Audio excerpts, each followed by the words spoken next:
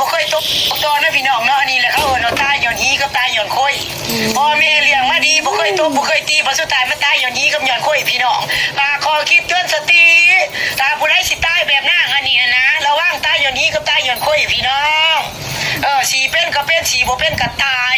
ดับชีวิตย้อนฮีกับค่อยขอคิดเตือนสติถ้ามึงสีเป็นนะเนาะมึงบ่ตายดอกอีหลาพวกเขาสีเป็นกับผ้าหางผ้ามีผ้าหลับผ้ารวยอันนี้มึงสีบ่เป็นเนาะฮีน่ะมันใส่เป็นประโยชน์ใส่บ่ถึกที่ใส่บ่ถึกเวลา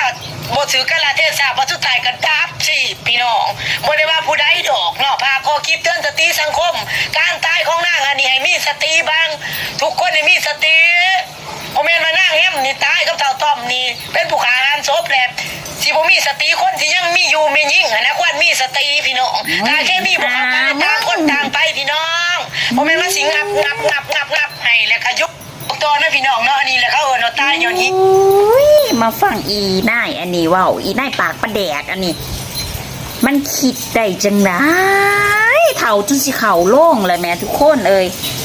นั่งซับมักมู่ให้ไก่อยู่ดีๆก็เห็นคลิปอีนี่แล้วก็ขึ้นแหมโอ้โหเตือนสติว่าสั่นตายย้อนนั่นกับตายย้อนนี่มันว่าเขาตายย้อนว่าเซิ่งกันอุ้ยขออนุญาตเบาค่ำนี้นะคะมันคิดได้แนวไหนเนาะนะคะ